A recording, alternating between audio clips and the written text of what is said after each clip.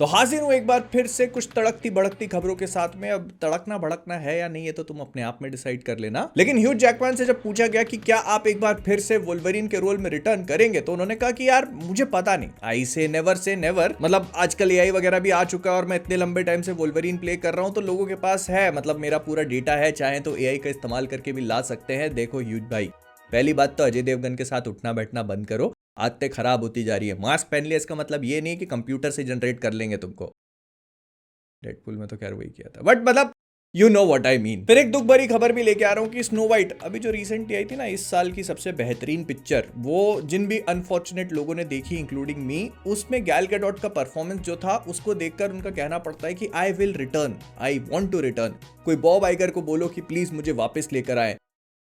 Oscar performances की ALT Balaji, Bob Iger खुद evil queen बन जाएंगे लेकिन आपको वापस नहीं लेके आएंगे, जिस तरह का बेहतरीन माइंड ब्लोइंग परफॉर्मेंस आपने दिया था ना। फिर जेम्स कैमरन से पूछा गया कि आपको क्या लगता है अगर नेटफ्लिक्स वार्नर ब्रदर्स डिस्कवरी को खरीद लेती है तो इस पे आपके क्या ख्यालात हैं। तो उन्होंने कहा कि देखो, मैं इस बात पे यकीन नहीं करता जो वो कह रहे हैं ना कि भाई हम लोग अपनी पिक्चर को थिएटर्स में लगाएंगे। इस धोखे में आ करके अगर WB वालों ने बेच दिया नेटफ्लिक्स को, तो वो एक हफ्ते के लिए पिक्चर थिएटर में उतारेंगे, एकेडमी अवार्ड्स के लिए क्वालिफाई कर जाएंगे और बस फिर पिक्चर गई उनके प्लेटफॉर्म पे। उनको अगर एकेडमी अवार्ड्स के लिए क्वालिफाई करना है तो उन्हें कायदे से पिक्चर को 2000 थिएटर्स में रिलीज करके कम से कम 1 महीना चलाना चाहिए। कैमरन साहब, आपसे पूछा गया था कि बिजनेस के हिसाब से कैसा डिसीजन है, आप ऑस्कर्स और अवार्ड्स पे क्यों उतर आए? टाइटैनिक के साथ अपने दिमाग की नैया भी डुबा दी क्या? और आपके इस लॉजिक के हिसाब से तो अवतार को भी एनिमेटेड पिक्चरों की कैटेगरी में ही नॉमिनेट होना चाहिए। फ्रैंकेनस्टाइन देख के टांगे कांपने लगी क्या? बट हाँ, jokes apart, I kind of agree with this point. जो नेटफ्लिक्स वाले बोल रहे हैं ना कि हम WB की पिक्चरों को थिएटर्स में रिलीज करेंगे, इस झांसे में मत पड़ना, ये सारी बातें सांड की टट्टी हैं। फिर इसके बाद फार क्राई गेम्स अगर तुम्हें पसंद थी तो इसकी सीरीज को ग्रीनलिट कर दिया गया है। इसको एफएक्स वाले बना रहे हैं और इसका जो शो रनर है, मतलब एग्जीक्यूटिव प्रोड्यूसर हैं, वो नोआ हॉली होने वाले हैं। इन case you guys don't know, तो इन्होंने लीजन बनाया था जो बहुत ही बढ़िया शो है। अभी रिसेंटली एलियन अर्थ आया था वो भी, और इसके अलावा भी फार्गो जैसे अच्छे शोज बना चुके हैं। एंड ऐसा कहा जा रहा है कि गेम्स की तरह ये एक एंथोलॉजी फॉर्मेट को फॉलो करेगा, मतलब हर एक नए सीजन में तुमको नई कहानी देखने को मिलेगी with some new characters, new villains and fresh faces. तो एक नई सेटिंग होगी जहां पर वो फार क्राई वाला गेम्स की तरह है यार बेसिकली। लेकिन तुम जानते हो इससे अच्छी चीज क्या है? अगला गेम वो कब ला रहे हो चटकियों? फिर माइक फ्लेनेगन एक्सॉर्सिस्ट जो पुरानी मूवी थी हॉरर वाली, उसका रीमेक कर रहे हैं और उस मूवी में इन्होंने स्कारलेट जोहानसन को कास्ट कर लिया है। मैं ये पूछना चाहता हूं आपसे कि पिक्चर हॉरर ही बना रहे हो ना, इनको देख के डरेगा कौन? फिर डोनाल्ड ट्रंप ने पैरामाउंट वालों से बोल बोल के रश आवर का चौथा पार्ट बनवा लिया भाई। मतलब रश आवर 4 बन रही है, जैकी चैन और उनके साथ में वो था ना, वो रिटर्न कर रहे हैं दोनों।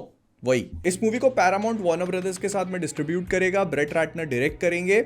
एंड ऐसा है तो अपन मोदी जी से बोल के धूम 4 बनवा लेंगे। फिर जेम्स कैमरन ने बताया कि स्टीवन स्पिलबर्ग से पहले वो जुरासिक पार्क बनाने वाले थे और उनको लगता है कि अच्छा हुआ उन्होंने नहीं बनाई, क्योंकि अगर वो बनाते तो एकदम टिपिकली R-rated बना देते, लोगों के फटी जाती, इतनी भयानक हॉरर स्कैरी रूट पे चले जाते। वो अवतार को देख के तो मेरे पिछवाड़े से पसीने की नदियां बहने लगती है भाई, इतनी डरावनी बनाई है ना आपने, क्या बताऊं मैं। But yeah I would have like to see aliens versus dinosaurs, जो कि मतलब कौन नहीं देखना चाहेगा यार। फिर अगर तुम नहीं जानते तो इनविंसिबल में एक पावरप्लेक्स नाम का विलन है, उसकी आवाज जो है वो एरन पॉल ने दी थी, जो हमारे ब्रेकिंग बैड में जेसी का रोल प्ले करते आए हैं। तो उन्होंने कहा कि अब वो रिटर्न नहीं कर रहे हैं पावरप्लेक्स के रोल में, और उसका कारण पता है क्या है? कारण ये है कि ये कैरेक्टर उनकी साइकी के लिए बहुत ज्यादा डार्क हो गया था। मतलब इतना ज्यादा हैवी फील हो रहा था उनको, बहुत भारी भरकम महसूस हो रहा था इस कैरेक्टर को प्ले करते हुए, तो इसीलिए रिटर्न नहीं कर रहे। सीधे बोलो ना एरन भाई, पैसा कम मिल रहा है, नहीं तो ब्रेकिंग बैड में जैसी पिंकमैन गुलाबों की खेती थोड़ी करता था। फिर ब्लैक एडम में स्टार करने वाले नोआ सेंटिनियो जो है वो सिडनी स्वीनी के साथ देखने को मिलेंगे एक लाइव एक्शन गंडम मूवी में। गंडम बोला है,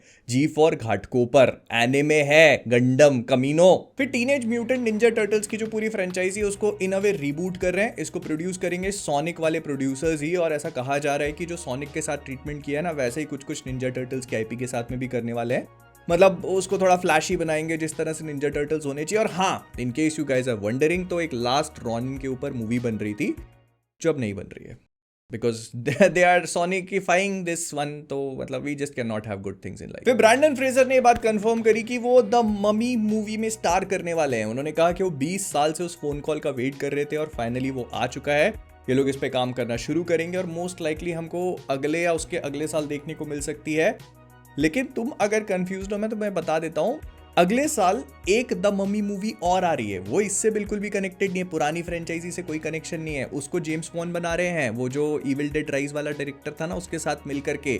so let me get this straight, जब हमारे पास नहीं थी तो 20 साल तक नहीं आ रही थी, और अब आ रही है तो एक साथ दो और वो भी अलग अलग। फिर व्हाट इफ के one of the creators Brian Andrews जो है, उन्होंने कहा कि जो तचाला वाला एपिसोड देखा था ना तुमने स्टार्टिंग में व्हाट इफ का, तो वो it was actually meant to be a pilot episode. मतलब अगर लोगों को पसंद आता और उसका रिस्पॉन्स अच्छा होता तो फिर हमको एक स्पिन ऑफ सीरीज देखने को मिलती, तचाला स्टार लॉर्ड वाली। वो पूरा उन लोगों ने सेटअप किया हुआ था, एंड कंसिडरिंग कि मतलब लोगों को काफी अच्छा लग रहा था और काफी यूनिक सा भी आइडिया था, ये इसको एक्सप्लोर कर सकते थे, but I guess will never find out. फिर मैन ऑफ टुमारो जो सुपरमैन का इन अ वे सीक्वल है, उसके लिए 3 नाम सामने आए हैं, ये और ये, मतलब ऐसा देख लेना तुम अपने हिसाब से। और ऐसा बोला जा रहा है कि इसमें से ये वाला नाम जो है, ये किसी भी एंगल से ब्रेनियक जैसा लगता नहीं है, थोड़ा सा ऐसे चाइल्डिश है और क्लाउन के रोल के लिए ठीक रहेंगे, प्लस इनकी उम्र भी ज्यादा हो गई है, तो ये तो ब्रेनियक बन ही नहीं सकते। मुझे लगता है जेम्स गन इन्हीं को बनाएंगे, परफेक्ट है उनके हिसाब से। मतलब जेम्स गन के हिसाब से तो वो ब्रेनियक ही क्या, जो खड़े खड़े 2-4 चुटकुले ना मार दे। जब ब्रेन है तो फिर सेंस ऑफ ह्यूमर भी होगा, नहीं तो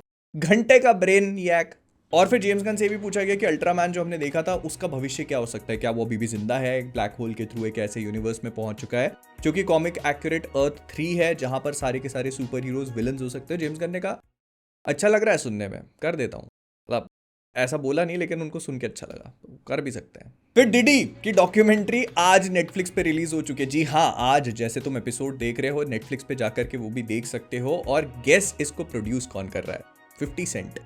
भाई ने 20 साल इंतजार किया अपने दुश्मन की कब्र में आखिरी कील ठोकने का, और तुम 20 मिनट उससे बात नहीं कर पाए। फिर एक live action call of duty की मूवी पे काम शुरू होने वाला है 2026 में, शायद हमको 2027 तक देखने को मिल जाएगी। लेकिन जो चीज तुम्हें कोई नहीं बता रहा वो मैं बताऊंगा, पिक्चर 4 हाफ में दिखाई जाएगी, हर हाफ के लिए आपको अलग टिकट लेना पड़ेगा। फिर ग्रीन लैंटर्न्स का जो शो आने वाला है लैंटर्न्स, उसका एक छोटा सा टीजर वही बंद दरवाजों के पीछे लोगों को दिखा दिया गया। हमको तो घंटा कुछ पता ही नहीं चलेगा, जैसे तो पता जो चला है वो मैं बता देता हूँ। इसमें हैल जॉर्डन और जॉन स्टीवर्ट दोनों के कैरेक्टर्स के ऊपर फोकस करा जाएगा। एक मर्डर मिस्ट्री इन्वेस्टिगेशन टाइप की चीजें दोनों कर रहे हैं। और जो वो लैंटर्न सुन के तुम्हारे दिमाग में आता है ना कि इंटरगैलेक्टिक और स्पेस वाली वाइब, वो नहीं है अभी तक। मतलब इसको अमेरिकन वेस्ट का जो पूरा बैकड्रॉप है वो दिया गया है, कोर अमेरिकन सेटिंग है, प्लस दोनों जो है अपने नॉर्मल कॉस्ट्यूम्स में ही है। ऐसा कहा जा रहा है कि एक आध शॉट है जहां पर हैल जॉर्डन उड़ते हुए दिख रहा है, लेकिन उसकी कॉस्ट्यूम बहुत अच्छे से विजिबल नहीं है। प्लस हैल जॉर्डन और जॉन स्टीवर्ट दोनों की केमिस्ट्री भी थोड़ी रिफ्यूटिंग टाइप की है, मतलब आपस में ही दोनों बहसबाजी में लगे रहते हैं।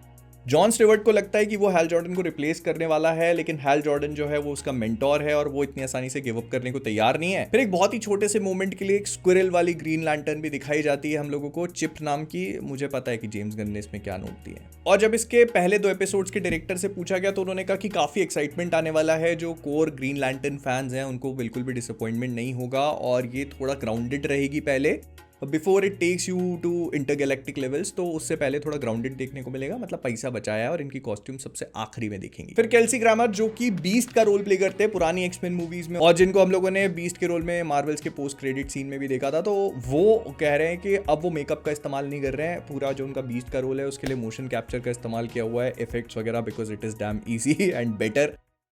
हाँ, मतलब नीला भालू कौन ही बनना चाहेगा भाई। फिर एक रूमर घूम रही है कि जो डेडपूल एंड वोल्वरीन के एंड में डेडपूल और वोल्वरीन अपने यूनिवर्स में रिटर्न करे थे ना, तो वो चीज अब चेंज कर दी गई है। मतलब हमको डूम्सडे में दिखाया जाएगा कि वो एक्चुअली अपने यूनिवर्स में नहीं आए थे, बल्कि उस यूनिवर्स में आए थे जहां पर वो पूरा द मार्वल्स का पोस्ट क्रेडिट सीन था, वो बीस्ट, और हमने देखा था ना कि वो मोनिका फंस चुकी है, तो ये वही यूनिवर्स होने वाला है और हमको डूम्सडे में रिवील किया जाएगा। और इसी बहाने डेडपूल एंड वोल्वरीन के कैमियोज भी हो सकते हैं। मतलब वो अब देखो, करने को ना ये बहुत सिंपल है। डेडपूल बस एक लाइन बोलेगा कि एक्समेन की टाइमलाइन इतनी फक्ड अप है कि डिज्नी, मार्वल और फॉक्स तीनों को नहीं पता था कि कैसे सुधारे, तो हमको यहाँ पटक दिया, विच इज एक्चुअली ट्रू। फिर ऐसा सुनने को मिल रहा है कि मार्वल वालों ने शी हल्क का रोल लिखा था सीक्रेट वॉर्स के लिए, लेकिन जो उसको प्ले करने वाली एक्ट्रेस है ना, टिटानिया मास्ली, वो रिटर्न नहीं करना चाहती है।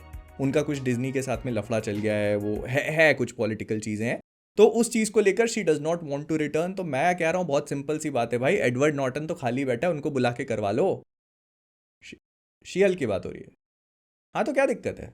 फिर एवेंजर्स डूम्सडे का जो प्रोडक्शन डिजाइनर है ना, मतलब जो सेट डिजाइन वगैरह के लिए रिस्पॉन्सिबल होता है, उन्होंने कहा कि उन्होंने बहुत ज्यादा वीएफएक्स का यूज नहीं किया है। उन्होंने जितनी भी चीजें शूट करी हैं वो ब्लू और ग्रीन स्क्रीन पे कम और उनके फिजिकल सेट्स पे ज्यादा थी। I am absolutely ready to believe you, बस मुझे ये बता दो कि वो मल्टीवर्स में घुसने का दरवाजा किधर से है। फिर सेडी सिंह ने अपने स्पाइडरमैन ब्रांड न्यू डे के रोल पे थोड़ी बहुत बातचीत करी। उन्होंने कहा कि देखो पापेराजी आते हैं, फोटोज खींचते हैं, टॉम हॉलैंड का सबको पता है कि वो स्पाइडरमैन है, लेकिन मैं ऐसे जैकेट वैकेट पहन के पेंगुइन टाइप लग रही हूँ तो लोग जानते नहीं है। लोगों को लगता है कि हेयर कलर ऐसा है तो ये कैरेक्टर होगी, लेकिन वो भूल जाते हैं कि बालों का रंग तो बदल सकते हैं।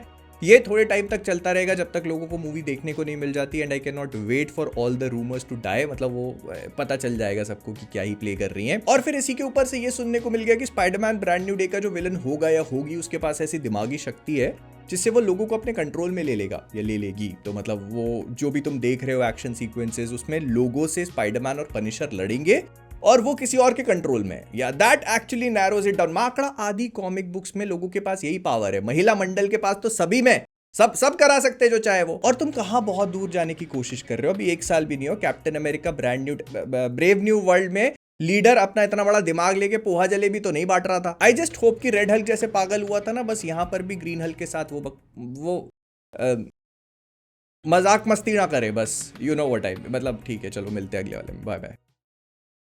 लाइक